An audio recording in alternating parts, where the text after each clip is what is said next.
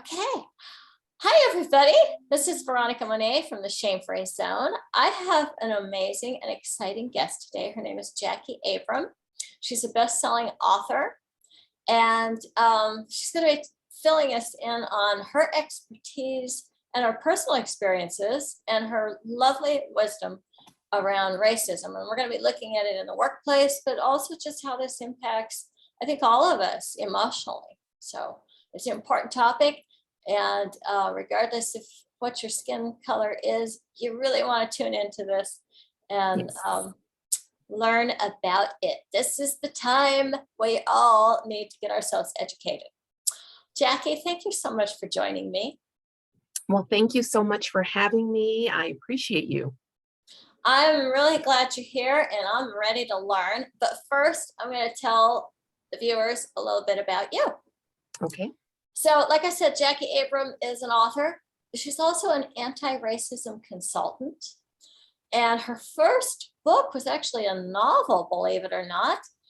And it is called Hush Money: How One Woman Proved Systemic Racism in Her Workplace and Kept Her Job. Now, that's quite an accomplishment. Yes. This book is actually an international award-winning book. And it's a gold medal recipient. It's an Amazon bestseller. It's 5-star rated. And it's ranked #1 in best eye-opening African-American women's fiction on both Goodreads and Listopia. And just a brief thing about Abram, I'm going to let her fill you in on it. But she spent nearly 2 decades serving as a strategic leader and a diversity consultant in the higher education industry, where she was committed to creating work environments and teams that promoted diversity, equity, and inclusion. Jacquie, I'm imagining that this novel, which has been such a huge success, has elements in it that pertain to your own personal life. And here in the Shame-Free Zone, we like to get personal. So I'm wondering if we could hear a little bit about your own journey. Oh, absolutely. It would be my pleasure. So, once again, my book is called Hush Money: How One Woman Proved Systemic Racism in Her Workplace and Kept Her Job. It is an international bestseller, like you did mention. It is a gold medal recipient for social issues novels. It is #1 across many platforms on Goodreads Listopia. But the reason it's capturing so many people's attention, not only here in the United States, but across the globe, it is being bought and read in so many countries, New Zealand, Ireland, France, Germany, United Kingdom, Canada, Uganda. I mean, just so many places, Switzerland, Finland, and just, it boggles my mind because I'll tell you, Veronica, writing a book was never something I ever considered. It was not part of my degree, my career plan, nothing that I thought about getting a degree in. And I'll tell you why that is. If you know a little bit about me, my background is actually in finance. I am a numbers cruncher. And when I worked in corporate America, I did serve on diversity, equity, and inclusion committees, but my core background is finance. I deal with numbers. I am not a writer. Well, you obviously have got some left brain and some right brain going on here. Well, I'll tell you, I had a lucrative career in higher education that I was very good at, Veronica. And let me just put emphasis on that. I was exceptional at my job, okay? I was good at it. And because of that, my job paid me 6 figures, which was important because my salary was literally the only salary as a single mom of 2 girls. Yes. And I enjoyed my job. I loved it. And it was a job that I really, could see myself in, forever, a career that I just absolutely loved.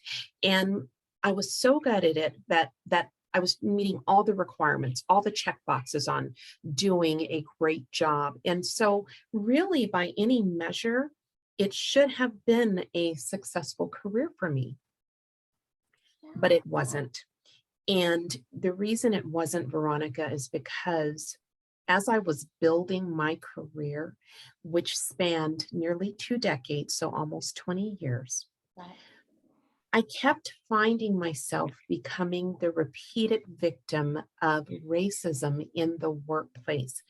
And Veronica, not the kind that you see reflected in a lot of the movies, the books, and the TV Right. shows, that tend to focus on racism from, decades ago during a time where it was more overt. You could easily spot it. You could point at it and say, yep, that's racism. People walked around in white robes and hoods, and you just knew you were dealing with racism. That's not what we are facing in the workplace today. Okay. Right. Today's racism, Veronica, modern day racism, is not the overt, easily spotted kind. Mhm. It's covert, it's hidden, and it is much, much harder to prove. So, Right. in my case, as I was, working in environments that were horrific, just to say the least, as I'm building my career, Right. you know, I suffered a lot of racial trauma. Okay. And you don't really hear a whole lot about racial trauma. I mean, if Oh, you if you've worked in corporate America, I have um, 7 okay, years. okay, cool. So I you had my own trauma from that, but it wasn't racial. Oh, I can imagine. I can only imagine. But I can tell you that, in corporate America, they have diversity, equity, and inclusion trainings. Everyone checks the box every year, promising that they're going to behave and that things are going to be great. Yeah. It's a mandatory requirement. But here's the thing, though, Veronica. In all of those trainings that I was either a participant of, or that I was sitting on a committee with other people Right. and trying to steer the organization in the right direction. None of those trainings in the 20 years that I worked in corporate America ever touched base ever on racial trauma. Yeah. And the racial trauma is an important component.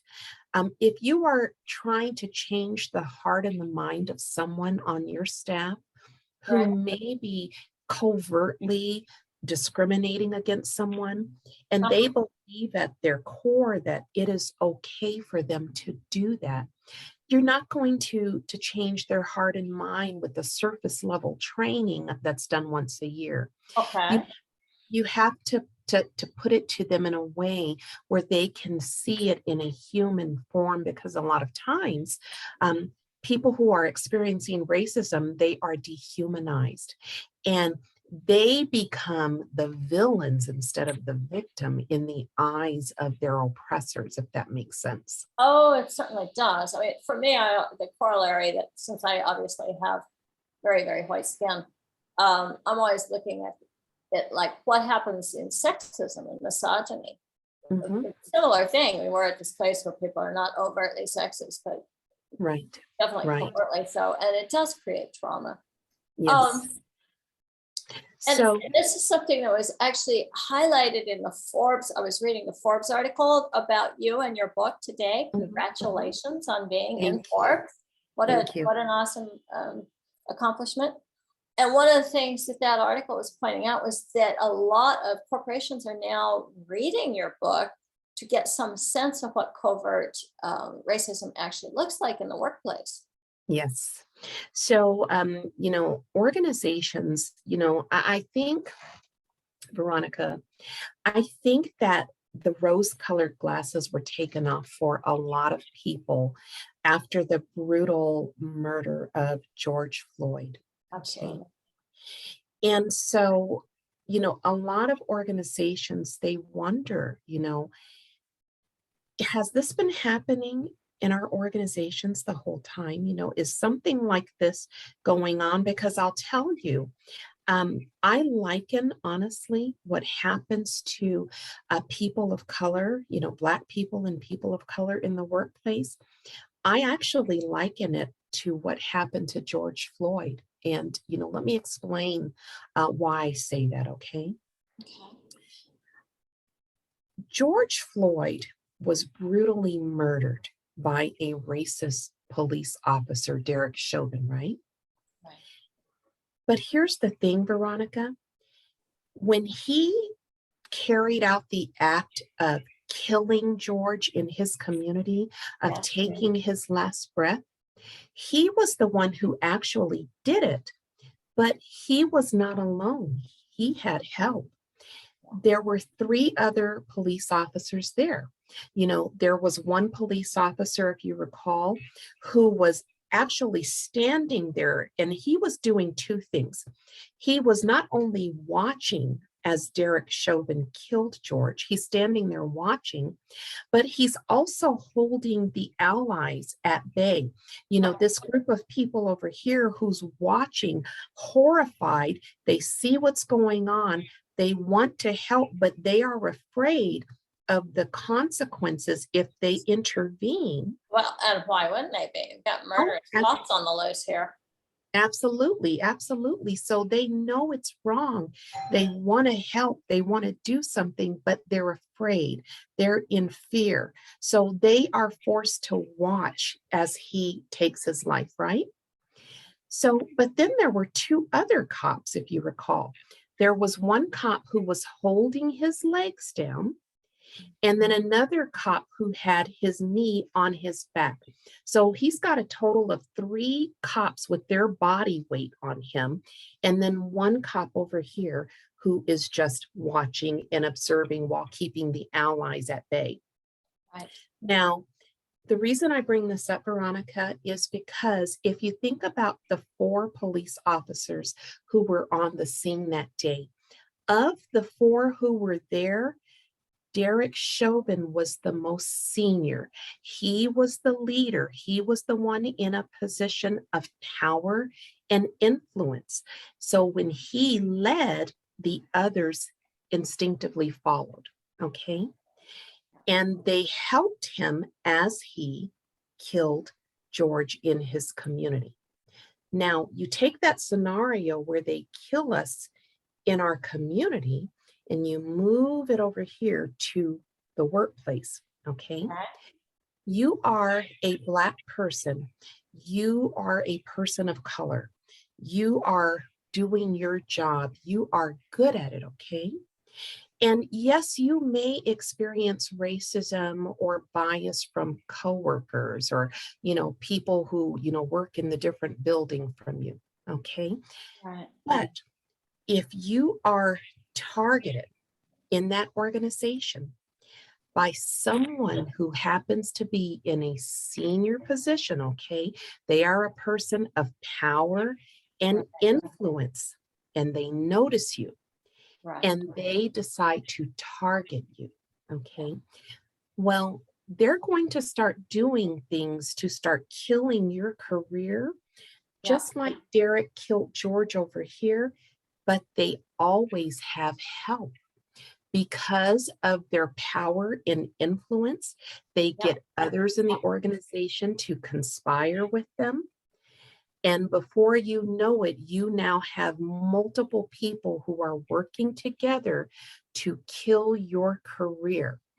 And the sad thing is, in a lot of cases, and I always preface this by saying, I'm not saying all people, okay? Right. But in a lot of cases, those people that are working to conspire with them, at least one of them works in HR. Uh-huh. Jackie, I think one of the things that Hush Money is accomplishing is evoking empathy. Would you agree? Yes, absolutely. I just got a review on Amazon just yesterday, in fact. I have a lot of readers, but you know what the neat thing is, Veronica? My book is appealing to Black people and people of color almost or equally as much as it is appealing to white people. I'm not surprised because, I know some of my friends who happen to be people of color don't always fully connect with their trauma. It's Right. it's a lot of work to be in touch with your trauma. Um, Absolutely. and it takes a lot of courage. So I don't know, but I'm guessing that some of the readers that you're talking about are actually kind of getting in touch with their own feelings. Do you think that's true? Well, you know what happens? So, what makes my book stand out from so many of the incredible books that are out there right now? Yeah. What you get from my book is something different because it's in a novel form. I mean, the minute you pick it up and you start going through this journey with a woman named Ebony, you get to follow her for 5 years and not just follow her. You, as someone who has never experienced racism yourself, Right. but you want to know what it feels like. What does it feel like to work while Black? What does racism really look like in an authentic and real way? So, what my book does is it actually takes the reader, regardless of who they are, regardless of what color they are. And from the first page, you actually step into the shoes of Ebony Right. and you feel it from the very beginning. You feel from the moment she's sitting at the table with her mother, reading the newspaper, trying to find a job, from the day a temp agency picks her up and places her at this for-profit college and gives her this job that pays her $16 an hour, which is the most money she's ever made. From the great job that she does as the secretary from this temp job. So they buy out her contract with the temp agency and hire her permanently. And then she starts out with this great boss and who unexpectedly leaves and is replaced with Yes. someone else. And that is when the bullying trend starts and the racism follows her for the next 5 years. Yeah. You get to experience all of that in vivid detail, including the racial trauma that just so many trainings don't touch on, because there's a lot of trauma, that a person endures when they're in an environment like that. And, the sad thing is that if you are someone who's being discriminated against, okay, and this could apply to all forms of discrimination, not just racial. If you are being discriminated against at work, when you clock out at the end of the day, that racism doesn't clock out with you. No, of Okay. course not. The impact of it carries with you and it becomes part of you. And so, a lot of times, especially when you're dealing with racism in the workplace, you end up finding yourself facing three impossible choices, okay? As I did, as my daughters did, as Uh-huh. so many people that I know did. At first, you're going to try to suffer in silence because you need that job. It's Right. providing for the family. You can't Exactly. lose your livelihood. And if you stick it out here, you may be able to ride through it because you're thinking as you're going through this, it's better to stay here because if I get a job over here, I'm still Black, so Yeah, I was just gonna say, isn't it kind of like where there's no place to go where it's actually going to be safe? So you try to make the most exactly. of the So situation that you're in. perfect way to say it. So you try to suffer in silence, letting it affect your health, your emotional, your physical, your mental health, as what happened with me. But it never works. It never works. It's unbearable. It's intolerable. So you And then can face, I ask one other question too? Because it seems to me like if you're experiencing it at work and then you're seeing Black people lose their lives on in the news at night, yes, yes, and then depending on whatever community you live in, what level of racism you're experiencing there. It just seems like it would just be racism 24/7. Oh, yes, absolutely. It's overwhelming. And so, work should be the one place that you feel, that you can breathe, that you have a safe space, because a lot of the corporations that you work in, they're regulated. They have governing authorities. And so you should feel safe there. But in actuality, it's one of the worst places. And so you suffer a lot of trauma. And let me just touch a little bit on that. Okay. Going back to my own personal story, the trauma that I suffered in my career it was so severe that I found myself considering homicide. I mean, seriously, I wanted to kill my boss.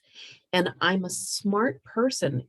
I gave it much thought. I played out various scenarios. I was so messed up in the head behind what was happening to me, because when they target you, Veronica, it's not enough to just hurt you. They want to decimate you. They want to break you and destroy you to such a degree that you cannot recover, while stripping away your livelihood and your ability to provide for your family.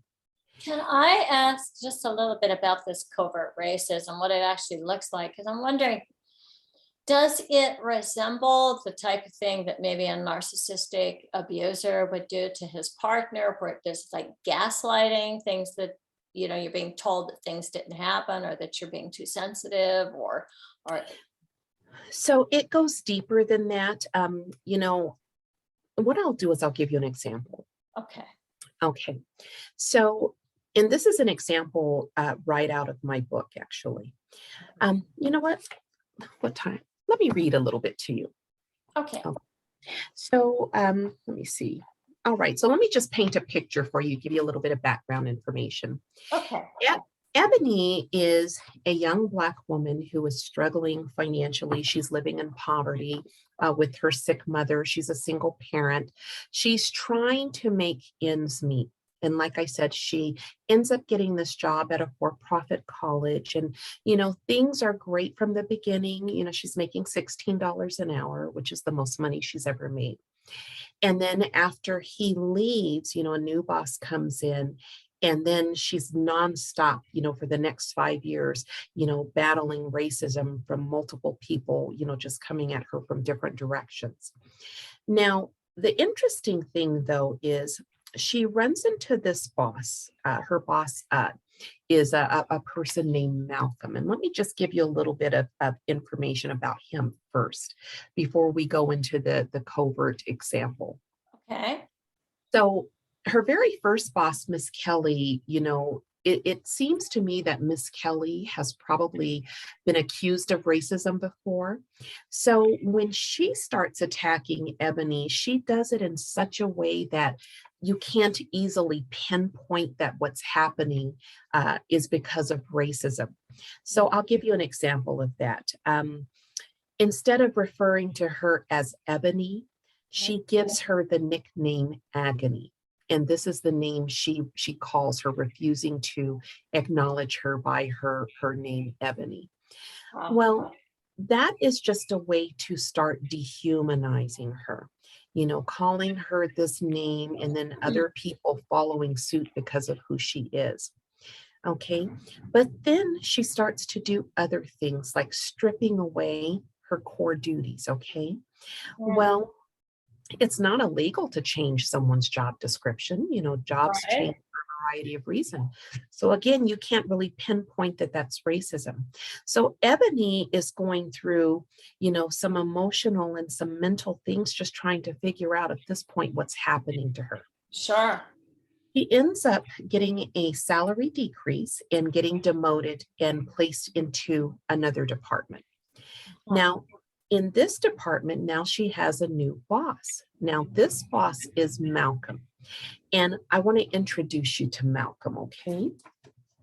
So let me just read you a little bit about Malcolm, because Malcolm is the first person that she comes in contact with where she knows beyond a shadow of a doubt that she is dealing with a racist.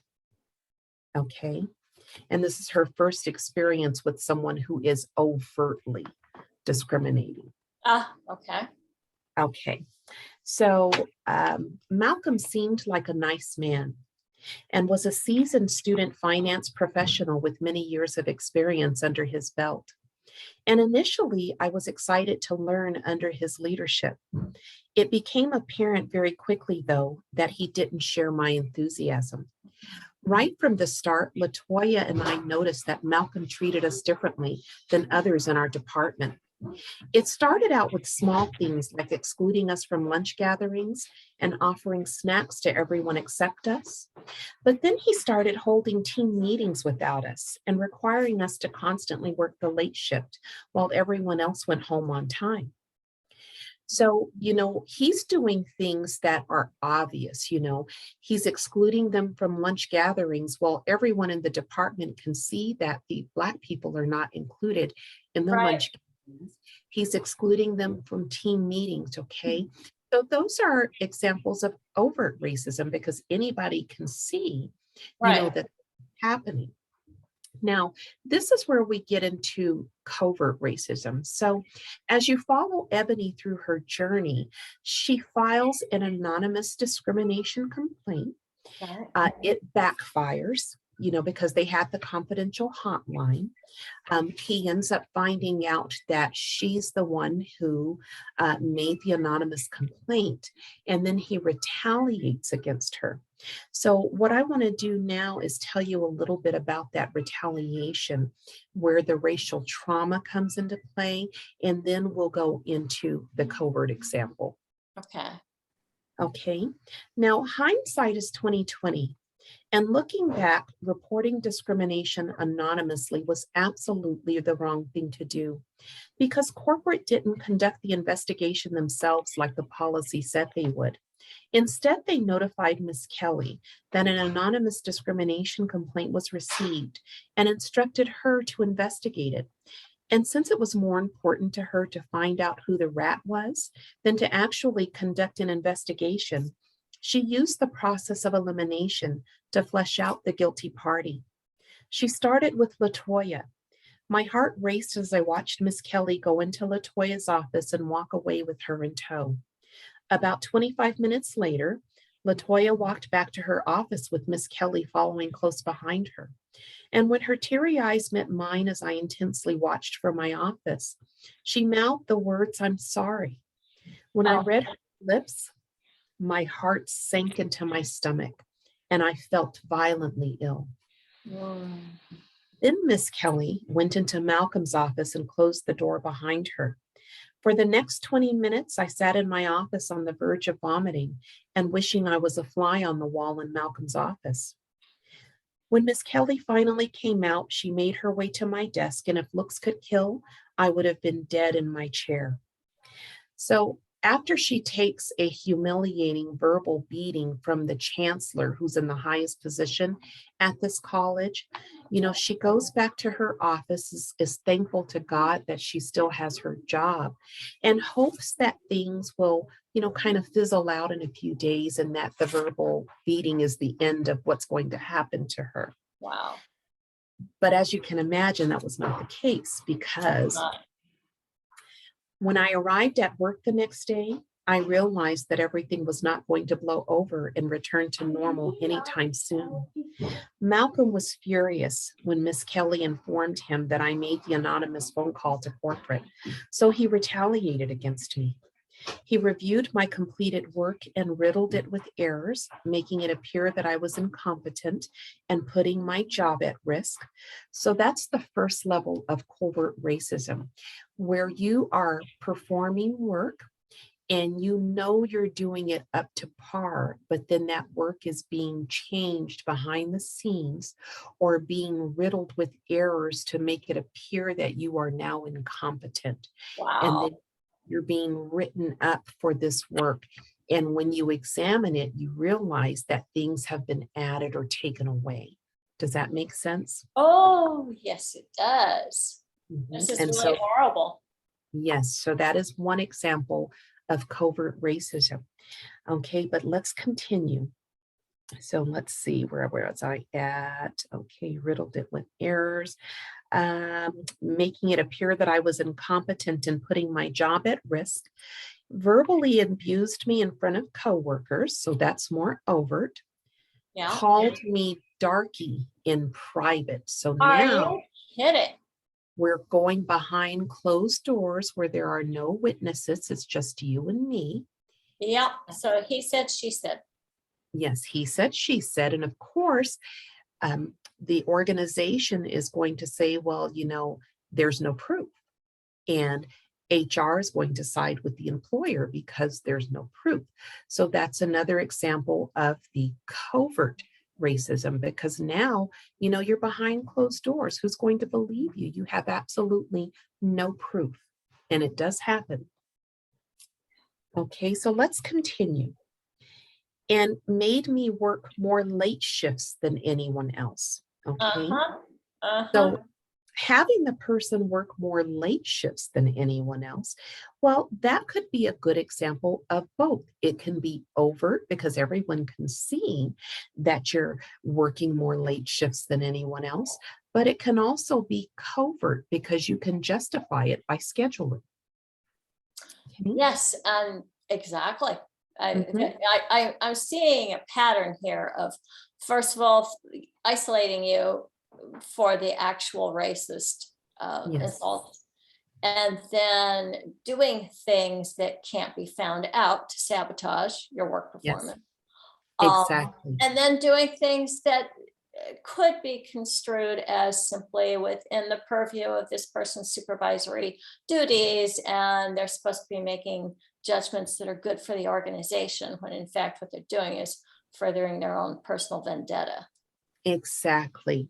So I want to tell you, I'm going to finish reading this little snippet, and then I want to give you a very glaring example of covert racism. Okay. Okay, sounds good. Okay. So she continues and she says, he called me darky in private and made me work more late shifts than anyone else. And since he knew that my sister was now a student at Daybron, he tampered with her financial aid, which caused a delay in the additional student loan fund she had borrowed to help mom catch up on her car payments, which delayed the stipend check she was supposed to receive and resulted in mom's car being repossessed. Oh my God. Mhm.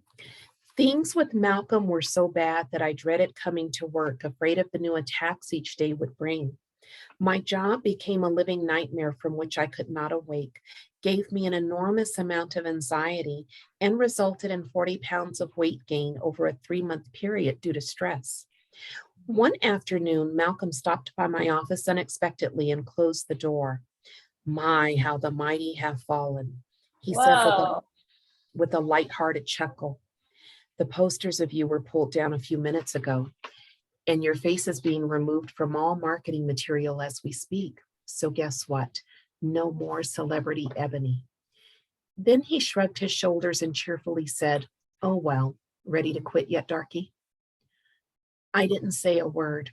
I just stared at my computer screen and feverishly typed while he stood in front of my desk glaring at me in a way that gave me the creeps. He glared at me for about a minute and then out of nowhere busted out laughing. He laughed so hard he almost choked on his own spit. As he stood in front of my desk pointing at me and laughing, I wanted to cry, but managed to hold the tears back long enough for him to get the hell out of my office. Then I cried.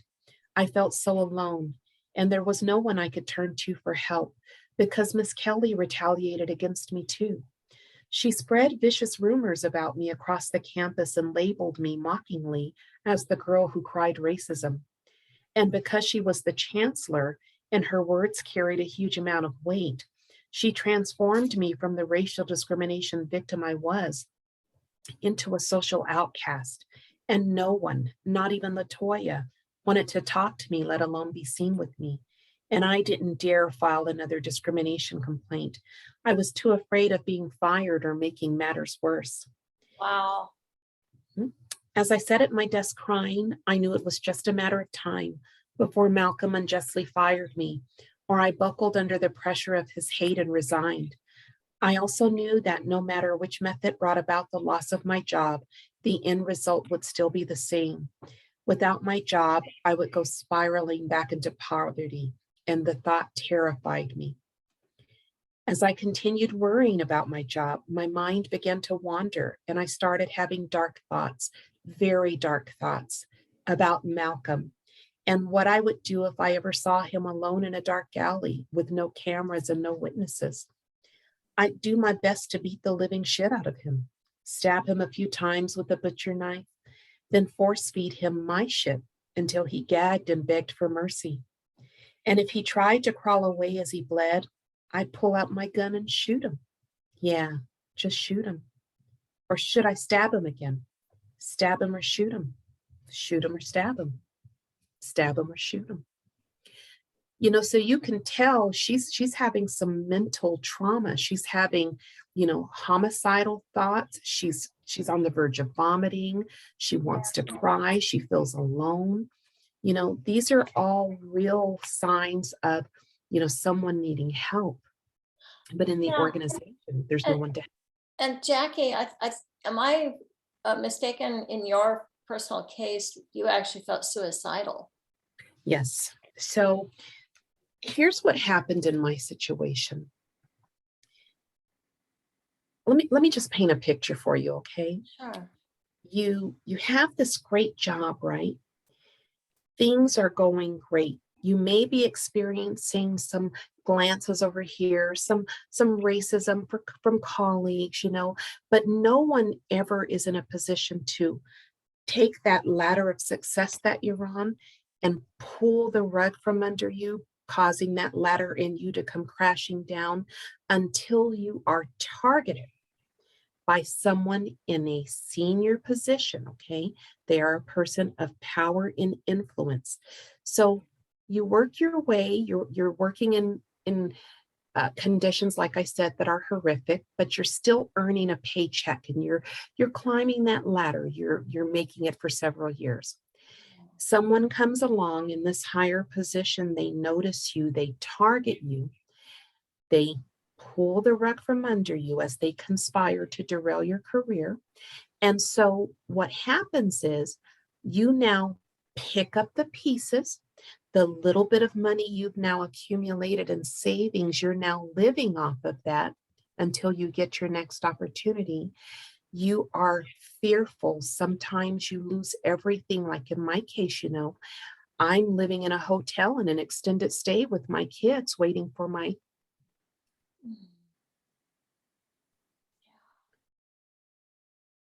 Sounds horrific. So Yeah. you pick up the pieces. Oh, Jackie, we could just take a breath right now. It's okay. You get another job. You start proving yourself all over again. You do your best. You get this job. You're good at it. You're giving it your all. You feel like you can breathe a little bit. You're starting to rebuild.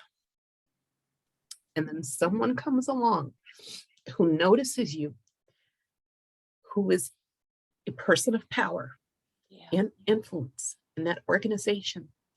And they start to target you again. So you have the trauma from your last experience. Yes. Compounded with the new trauma and the new abuse that you're suffering and the new fear that you have that you're going to lose everything again. There's just no place to go. And so for me,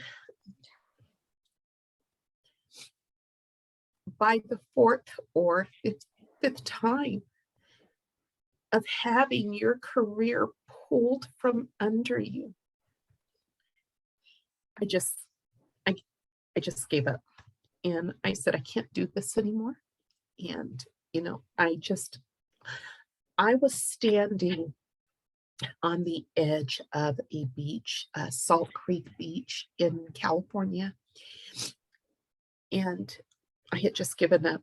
I was exhausted because you just get so tired of trying to make it in a world that is just so Hateful. unwelcome. Yes. Okay. And so that's what happened to me. That's how I found myself on that edge. But I do think that God Jackie, intervened. I'm so glad that you're here. Thank you. You know, God intervened because as I was contemplating how I was going to do this, you may ask me why Salt Creek Beach of all places. And, one of the things is I don't know how to swim. And so I figured it wouldn't take long before the ocean carried me away. To this day, I don't know how to swim. And so I was standing there just ready to give up. And I got a call, fortunately I had my cell phone in my pocket, and I got a call from my youngest daughter. Oh, thank God. Mhm. Well, I have two girls. It brought you back to being mom. Yes. And my youngest daughter called me, and she's, I've got the phone in my pocket, and I said, "Hey, baby." And she just starts crying, and she says, "Mom, they're after me. And these people are treating me so bad. And they've got they had my daughter doing things that, I can't even talk about without just getting very angry. But, she tells me she's about to lose her job, and, she doesn't know what to do. And she's a single mom too. And so when I heard the desperation in her voice, and I knew that she was very close to being on the same mental cliff, that same dangerous place that I was, it was enough to snap me out of what I was feeling. And, I don't know if you have children, but it's one thing. I'm on the verge of tears here. I get it, because if nothing else, you want to stay alive so you can change things for them. Right. And it's one thing if you mess with me, okay? But you've got a problem on your hands if you touch my children, okay? My baby. And so that's what got me on the road that I am right now, because I not only wanted to help my daughters, because I found out after I came back home to help my youngest daughter that my oldest daughter was experiencing the same thing. And that's when it hit me that I wasn't crazy, because part of the reason I wanted to give up is because I thought there's something wrong with you. There's something that makes people hate you. And, you just get so messed up. You think you're the problem. And after my daughters came forward and told me what was happening to them, and then I reached out to other people, extended family, and then people in our community. So when I realized what was going on, and that of all the stories I heard, there was a woman who went through the same thing, but she actually figured out, after a lot of trauma, a lot of mistakes, a lot of hurt, the right way to fight back, survive the battle, win the war, and keep her job. Well, now that's something everybody's going to want to know about. Yes. I want to tell you something, Jackie. So I think this is a story that a lot of women can relate to, regardless of their race. Yes. I really do. I think Yes. about how many of us have been targeted on the job. Oh, absolutely. And I'll tell you, so like I said, this is in Forbes, international award-winning, best-selling gold medal winner. If you want to step into the shoes of a racial discrimination victim and see and feel the full impact in a real and authentic way as you follow her 5-year journey, it's a modern day story of David against a corporate Goliath. Well, and I hope it gets turned into a movie. Well, this is the sequel. The sequel was Okay. just released a few days ago. Congratulations. Thank you. Thank you. So right now, the sequel, which is called Hush Money, The Cost of Being Black in Corporate America, is on sale on Amazon for 99 cents in the Kindle ebook. And it's the companion book to this one. It picks up right where this story leaves off to tell a very compelling story. Beautiful. Jacquie, I know you have a heart stop because you are a woman in demand and you have another interview right after this one. I do. You brought me to tears. And one of the things that I learned was your story is our story. So even though it's about racism, I'm just hoping people will also see this as so much about any kind of oppression. Yes, any kind. Yeah. The methods that you learn in terms of fighting back in this book apply to all forms of oppression, marginalization, discrimination. Yeah, and so that would also probably be true for LGBTQ. Oh, absolutely. Trans people, and absolutely. So your gift is huge.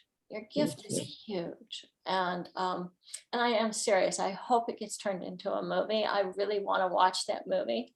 And well, it comes from humble beginnings. I didn't get to tell you this, but just 7 months ago, I literally paid $22 to have this created, this cover. And I was selling this book from the trunk of my car because I wrote it from a place of pain with my daughters. But once it was written, we didn't know what to do with it. So publisher said, no one wants to hear about racism. And so we couldn't get a publisher. And so we created the manuscript ourselves in Microsoft Word, uploaded it to Amazon, found someone to do this for $22, and literally just sold it from the trunk of my car to people in parks and at pop-up shops, whoever would listen. And now we're international. Jacquie, the publisher had his head up his, you know what? I agree. Everybody wants to hear about racism right now. Yes. Anybody with a heartbeat anyway, and who isn't afraid to look at themselves and see where they might have internalized racism.